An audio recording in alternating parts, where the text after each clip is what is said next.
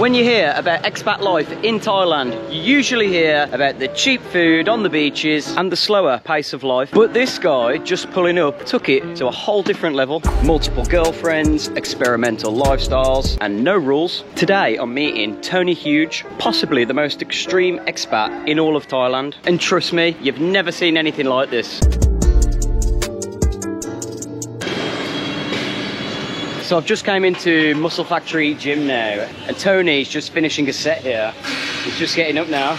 Nice to meet you, man. Hey, Mac TV. How's it going? Good. Good to see you. Good to meet you, brother. Yeah. I've come to meet you today, Tony. I want you to take me into your world, show me your life, about like the crazy expat life that people can expect here in Thailand. Yeah. Where are you originally from? America. Okay. Yeah. And how long have you lived in Thailand? 5 years. 5 years. Always in Pattaya? I did a year in Bangkok and then 4 years in Pattaya. How old are you? 42. 42. How old are you? I'm 30. All right. Let's just back up a minute. Tony Huge, a former lawyer, rose to fame through experimental biohacking. He's featured in movies, documentaries. Is there videos of him? Can we see what he looks like, this Tony Huge bro? And an Amazon series. And now he's living in Thailand with multiple girlfriends, showcasing his unconventional lifestyle. I'm not just with Tony today. I'm with Tony's girlfriends. That's right, girlfriends. There's 1, 2, 3 of them here now, and they're just doing a little workout, hanging out at the gym. Other one's doing legs. Right okay, there's a 4th girlfriend over there doing legs.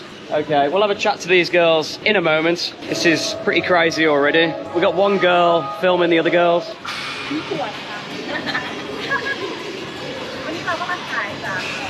I think I'm in for a pretty crazy day today. I don't really know what to expect, to be honest. Now, as you can see, Tony is built like what we call in England a brick shit house. And I have not been to the gym in quite a while, so being as we're here in a gym, maybe you can show me a thing or two. All right. I'm choosing this one because it's got a nice stretch. It's easy on the shoulder joints. Tony, what made you leave America in the first place? Freedom and masculine and feminine polarity, and a new challenge. What do you mean by masculine and feminine polarity? In America and Western culture, women are much more masculine. We don't know it because we don't have anything to compare it to in Western culture, but then when you experience other cultures, you experience true femininity. I see what you mean. And then, like, you can't be masculine if your wife or girlfriend is masculine also. It has to be a polar energy. That's where the magic comes. Tony's just been teaching his girlfriends how to do some ab exercises. We're going to be finishing up here pretty soon and then heading over to...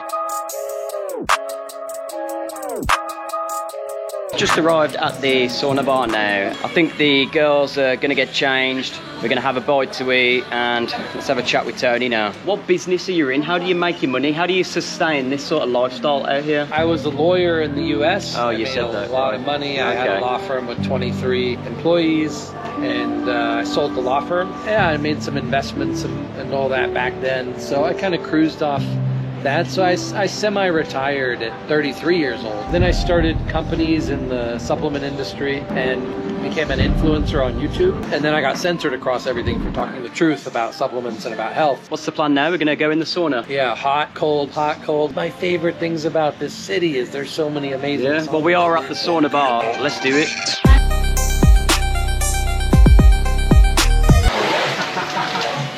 Heard about the raising testosterone by putting your testicles in ice, right? No? Yeah. Is that a good thing? It's a common thing. A lot of biohackers, they make a bowl of ice water. Yeah. And they put their balls in it every day.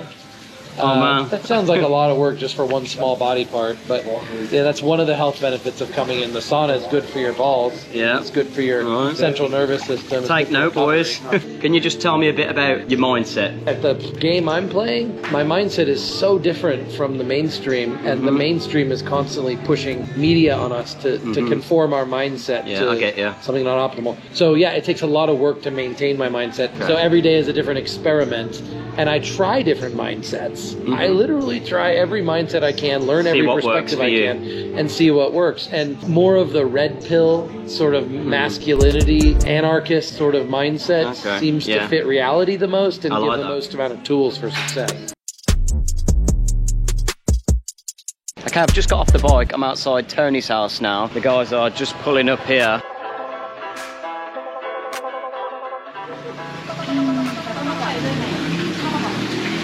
I've just came into what looks like, I don't know, what do you call this room, Tony? Oh, it's like a living room. Yeah. But you know, girls love to do karaoke, so okay. That's probably what gets used more for karaoke. It looks like a bit of a man cave, but like pretty cool. I just thought I'm curious. Living here with these girls in this house seems like every man's dream, but I'm sure there's some challenges along the way and it's not always been plain sailing. Let's just make it clear to the audience, how many girls are you living with in this house? 4 girlfriends and one 6-year-old daughter. Got these 4 girls. How long have you been with each of these girls? One is baby mama, 2, so I've been with her for 8 years. One is 2 years, that's Pal. Nita's here right now, also that makes 5. I've been with her for 2.5 years, but she's only here half the time because she gets too jealous, so she has to live separate. You would expect some, you know, jealousy issues now and then. Yeah. Do you ever experience that with the girls? Every day. I think most people in relationships try to avoid jealousy completely, and they're super sensitive to it. But actually I realized that women need some emotional roller coasters. They need some drama. They need a little bit of jealousy. It's good to make them jealous, but a little bit. Yeah. So I have to constantly manage it to keep their jealousy within a certain range. A little bit of jealousy makes them much more attracted. It makes them compete. It makes them behave better. A lot of jealousy makes them shut down. The girls need attention like fuel.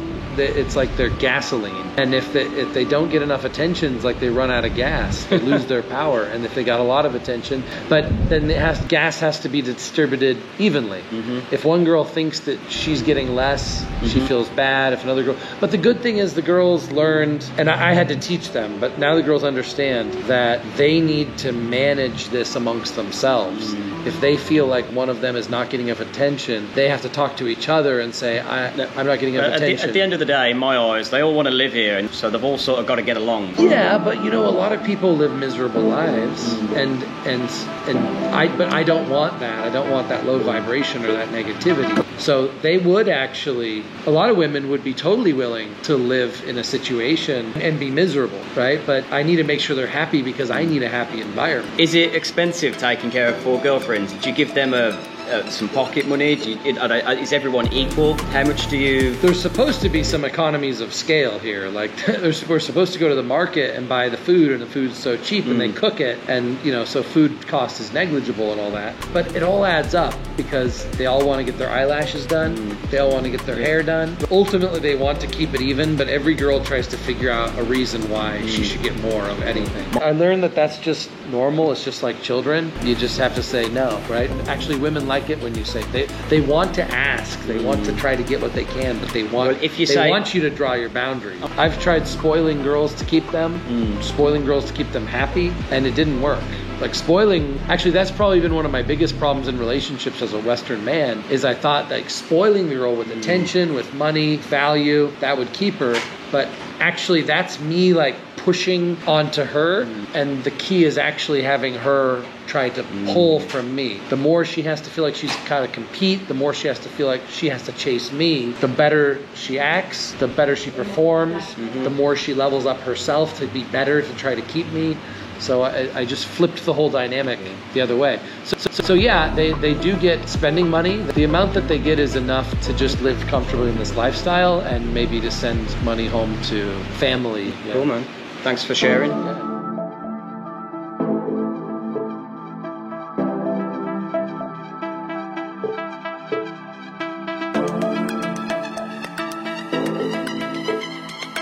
So the way that I get new girls is I tell my existing girlfriends that if they want to get a girl that can be their friend, then they choose the girl. Okay, that makes sense. Because if I choose the girl, they might not get along with her. So it's like a motivation in a positive way that they could get a new friend. Get a new friend, and also hang out. Punishment if they don't find a new girl, then they might get a girl that they don't like. Okay. So they're motivated. So she's gonna go out with some friends right now. I mean, she's pregnant, she can't really party too much, but she's gonna go out and she'll talk to other girls and she'll get their line and she'll message them and she'll make friends with them, and when the opportunity is right, then she'll invite them over, and that's how it works. Sounds good. Yeah. Foxy's pregnant, 7 months, 2 months until she gives birth. And, you know, girls get hormonal.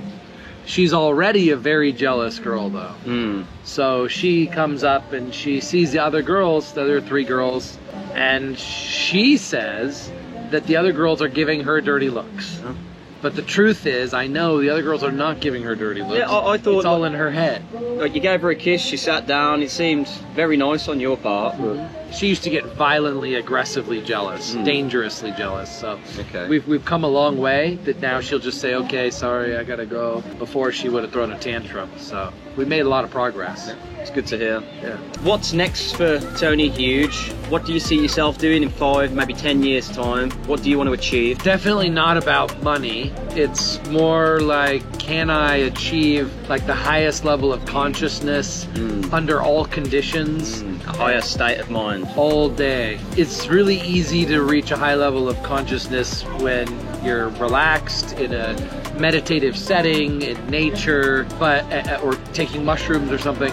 But can you reach that same state naturally, even in a chaotic environment? That's a big challenge for me. That's where I hope to get. One you're going to work on. I hit walls all the time because I live out of the matrix, you know, and I push the limits on everything. So it's on a daily basis that I hit some wall that a government or a matrix or a system has put up, controls us. Imagine I'm inside this glass, we're all inside a glass box. Yeah. And you can't see where the walls are until you actually get up against them and try to pass them and run into them. So it's like I'm going around the entire glass box of the human experience, feeling where all the walls and the boundaries are, trying to look through and see what's on the other side. And this is in every area of life. So in relationships, in business, in psychology. Yeah. All right, man. Thanks again. All right. Cheers, brother. Thanks, man.